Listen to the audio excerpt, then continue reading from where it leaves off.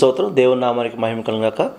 ఈరోజు ఉదయకాల సమయంలో దేవుని వాక్యం ప్రియుల కీర్తన గ్రంథం 54వ అధ్యాయం 4వ వచనాన్ని ధ్యానం చేసుకుందాం. కీర్తనలో 54:4 ఇదిగో దేవుడే నాకు సహాయకుడు, ప్రభువే నా ప్రాణమును ఆదరించువాడు.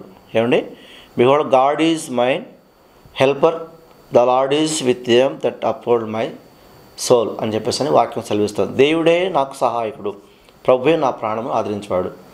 నిజమే కదా. మరి దేవుడిని నమ్ముకున్నటువంటి వారి జీవితాల్లో దేవుడే సహాయకుడు. ఎవరు నమ్మదగిన సహాయుడు ఆయనే కదా.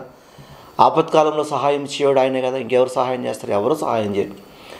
ప్రభువే నా ప్రాణమును ఆదరించేవాడు. నిజమే, మన ప్రాణాన్ని ఆదరించేవాడు, మన దుఃఖం కలగకుండా ఆదరించేవాడు, ఇరుకులో మనం ఆదరించేవాడు. సమస్యలిపోయినప్పుడు, మానసికంగా బాధపడుతున్నప్పుడు కొన్ని మాటలు మనం తెప్పరిల్లు చేస్తాయి.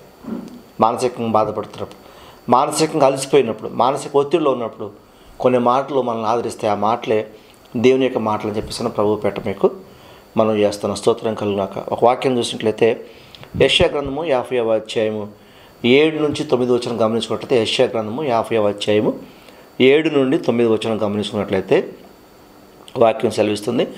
ప్రభువు యెహోవా నాకు సహాయం చేయవాడు కనుక నేను సిగ్గుపడలేదు. నేను సిగ్గుపడనని ఎరిగి నా ముఖము చెకుముకు రాతి వల్లే చేసుకుంటుని. స్తోత్రం కలుగునుగాక. నేను సిగ్గుపడాల్సిన అవసరం లేదు. ఎందుకు సిగ్గుపడాల్సిన అవసరం లేదు అంటే, ప్రభువుకు యెహోవా నాకు సహాయకుడు, సహాయం చేయవాడు కాబట్టి నేను సిగ్గుపడలేదు. నేను సిగ్గుపడనని ఎరిగి నా ముఖము నేను గట్టిగా చేసుకుంటే, కొంతమంది ముఖాన్ని చూస్తుంటే పేలగా క్షేమైనట్టుగా ఉంటుంది. కాబట్టి మనం సిగ్గుపడాల్సిన అవసరం లేదు. కాబట్టి సింహం మొహంలాగా మన మొహం ఉంటుంది అన్నమాట. దేవుని యొక్క వాక్యం చేస్తే, ప్రభువుకు యెహోవా నాకు సహాయం చేయవాడు కనుక నేను సిగ్గుపడలేదు. నేను సిగ్గుపడనని ఎరిగి నా ముఖము చెకుముకు రాతలు చేసుకుంటుని. అలాగే నన్ను నీతిమంతునిగా ఎంచువాడు ఆసనుడై ఉన్నాడు. నాతో వ్యాజ్యమాడేవాడు, మనము కూడుకొని వ్యాజ్యమాడదాము. నా ప్రతివాది ఎవడు అని నా యొద్దకు రానిమ్ము.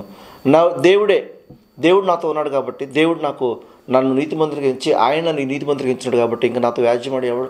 నిజంగా దేవుడు మన పక్షం ఉంటే మనతో వ్యాజ్యమాడేది ఎవరండి?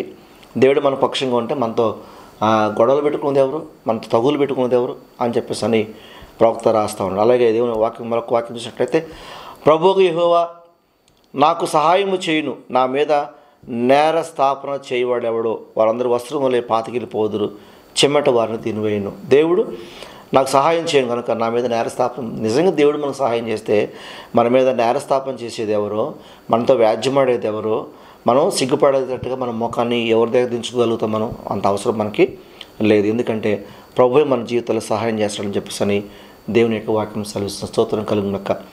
మరొక మాటను గమనించుకున్నట్టయితే కీర్తనలో 118వ కీర్తన 13వ వచనంలో ఏమని రాయబడుతుందంటే, నేను పడినట్లు నీవు నన్ను గట్టిగా తోస్తివి, యెహోవా నాకు సహాయము చేసిన. స్తోత్రం కలుగునక్క. ఎవరి గురించి? శత్రువుల గురించి రాయబడుతుంది.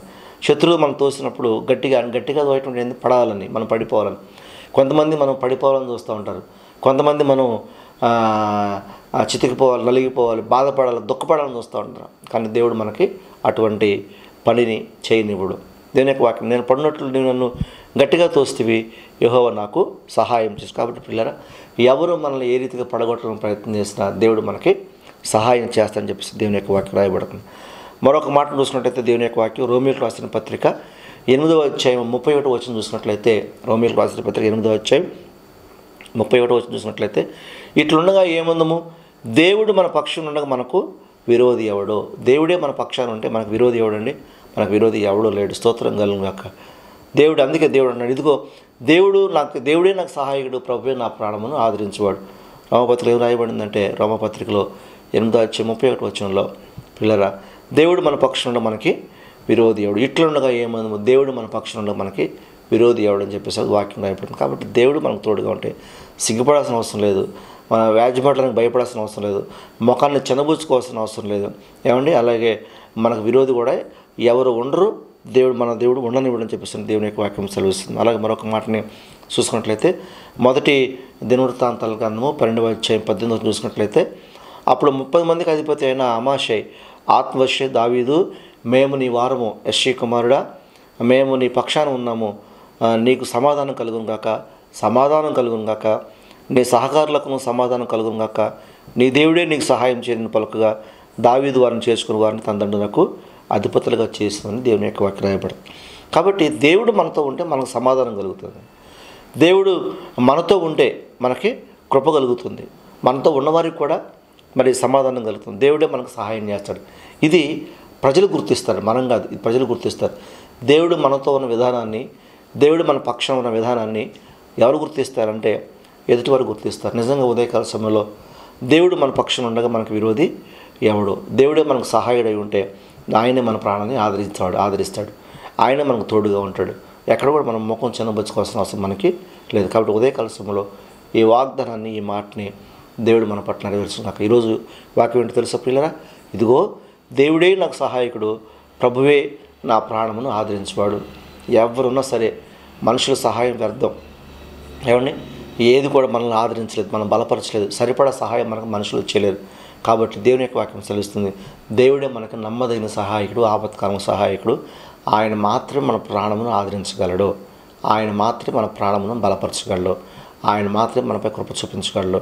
అంతకుమించి ఈ లోకంలో దేవుని కృపకి, దేవుని ప్రేమకి, దేవుని సహాయానికి ఏది కూడా సాటి ఏంది లేదని ప్రభుపేట మనం చేస్తాను. ఉదయకాల సమయంలో ఒకవేళ మీరు ఏ పరిస్థితి మధ్యలో సహాయం లేని వారిగా ఉంటే పరిశుద్ధ దేవుడే, పరిశుద్ధాత్మ దేవుడే, ఆకాశమందు నివాసం ఉంచు దేవుడే మీకు సహాయకుడిగా ఉండగాక. ఒకవేళ చితికిపోయి ఎంతమంది బంధువులు మాట్లాడినా, స్నేహితులు మాట్లాడినా మీ ప్రాణానికి నెమ్మది దొరకట్లేదా? మీ ప్రాణాలకి ఆధారం దొరకట్లేదా? ఆశ దొరకలేదా? లేదు. ఖచ్చితంగా ప్రభు మీ ప్రాణాన్ని ఆదరిస్తాడు. కళ్ళు మూసుకొని ప్రార్థన చేసుకుందామా? పరిశుద్ధ కృపగల తండ్రి, నీకు వందనాలు ప్రభువా. నీ వాక్యం సెలవిస్తుంది, ఇదిగో దేవుడే నాకు సహాయకుడు, ఆయనే నా ప్రాణం ఆదరించబడిన వాక్యం సెలవిస్తుండగా ఉదయకాల సమయంలో ఎవరైతే వాక్యం వింటున్నారో, ఉదయకాల సమయంలో ఎవరైతే వాక్యం చూస్తున్నారు ప్రభువా, వారికి మీరే సహాయకుడుగా, నమ్మదైన సహాయకుడిగా ఉండండి నాయన. వారి ప్రాణాలను ఆదరించండి. ఎక్కడ సమస్యలు పోయారో, ఎక్కడ బలహీనపడిపోయారో, ఎక్కడ ప్రభుత్వం ఆయన చిన్నబుచ్చుకున్న పరిస్థితి వచ్చిందో ఆ పరిస్థితిలో వచ్చి మీరే సహాయం చేసి బలపరిచి మేము తెచ్చుకోమని యేసుక్రీస్తు నామం పెట్ట ప్రార్థించి వేడుకుంటున్నాం తండ్రి. ఆమేన్.